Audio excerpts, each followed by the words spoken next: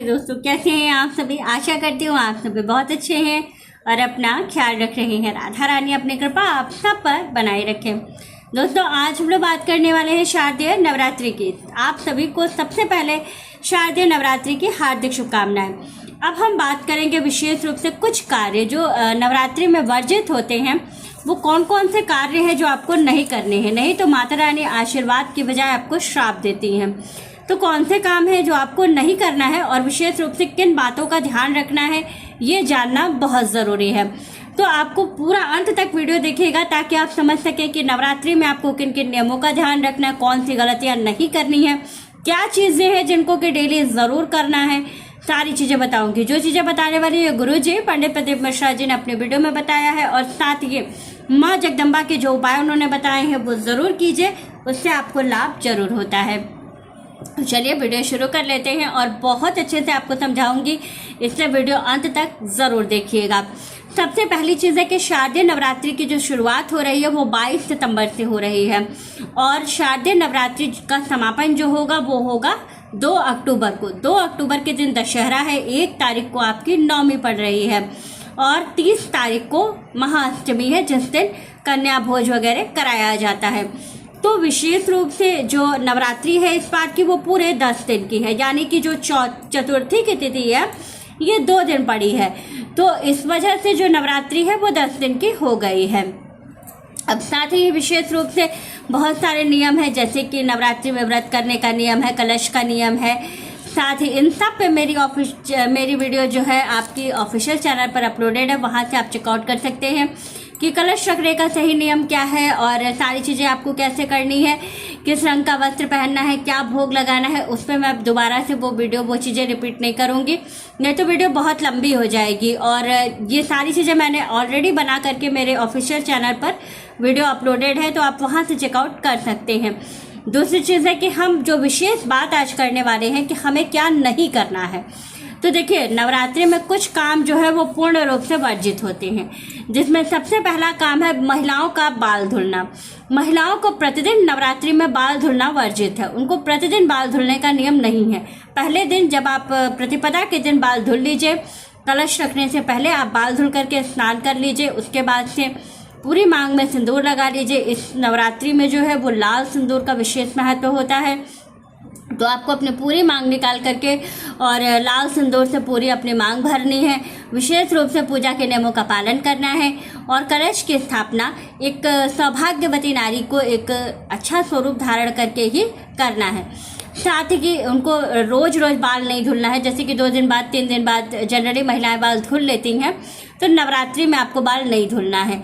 अगर आप व्रत रखती हैं तब तो बिल्कुल ही नहीं धुलना है, और अगर मान लीजिए कि आप व्रत नहीं रखती हैं, किसी कारणवश बाल बहुत गंदे हैं या आपको पीरियड्स आ जाते हैं, तो ऐसी स्थिति में स्वच्छता के लिए आपको बाल धुलना ही है, तो आप क्या कीजिएगा, जो गुड़हल का फूल होता है उसको मसल करके उसका पानी निकाल लीजिएगा और उसको पहले अपने बालों की जड़ में लगा लीजिएगा।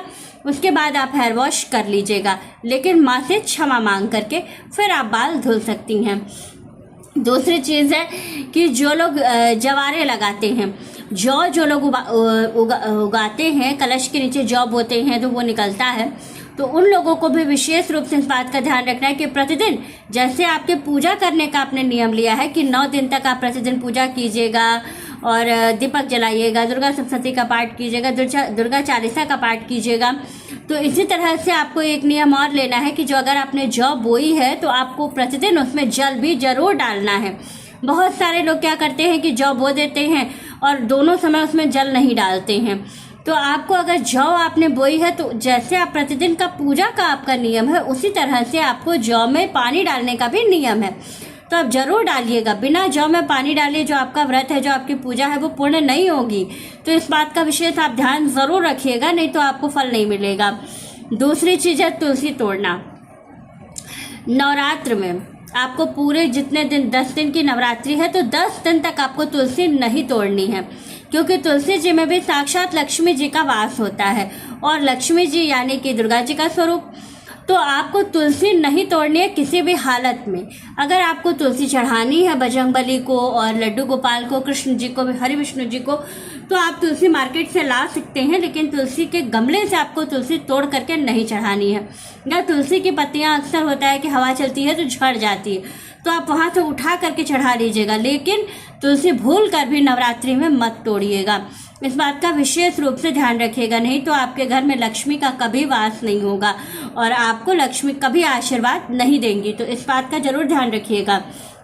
साथ ही मासिक धर्म, अगर किसी महिला को नवरात्रि के दौरान मासिक धर्म आ जाता है तो उनको इस बात का विशेष रूप से ध्यान रखना है कि जहाँ पूजा पाठ का सामान है, जहाँ पूजा हो रही है, वहाँ पर उनको नहीं जाना है। उनको एक अलग कमरे में अलग से साफ जगह पर अलग से रहेंगी और किसी चीज़ को छूना नहीं है, किसी चीज़ को टच नहीं करना है। इस बात का विशेष रूप से वो ध्यान रखेंगे। 3 दिन बाद जब तीसरे दिन आप बाल धुल लीजिएगा तो आप आ जा सकती हैं, लेकिन पूजा आपको करने की परमिशन तब भी नहीं है। पूजा करने की परमिशन दुर्गा जी की आपको 5वें दिन से मिल जाती है।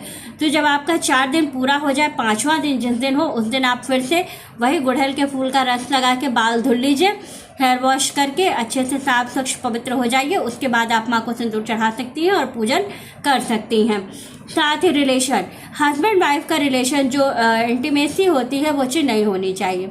नवरात्र में आपको पूरे 10 दिन तक संयम के साथ, ब्रह्मचर्य के साथ, सात्विकता के साथ रहना चाहिए।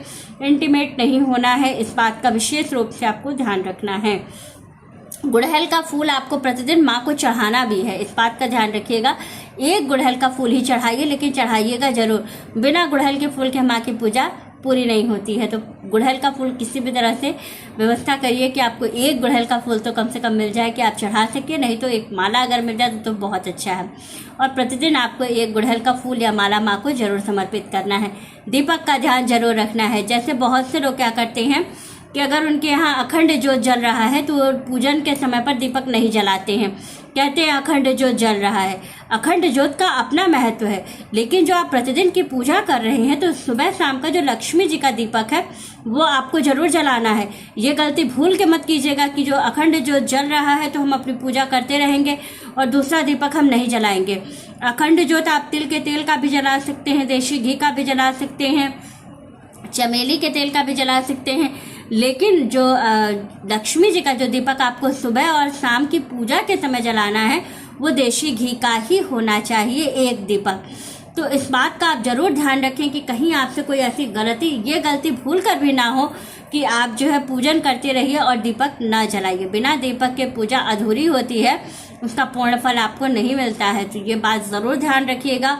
और हमेशा जब भी आप पूजन करिए सुबह और शाम की, तो सबसे पहले अपना दीपक जलाइए, उसके बाद ही आपको पूजन करना चाहिए। तो इस बात का ज़रूर ध्यान रखिएगा। तो संपूर्ण नियम आपको ऐसे ही करने हैं। जिन बातों के लिए मना किया गया है वो चीज़ें आपको नहीं करनी है। तो वीडियो अच्छी लगे, जानकारी अच्छी लगे तो वीडियो को लाइक, शेयर और सब्सक्राइब ज़रूर कीजिएगा। राधे राधे दोस्तों।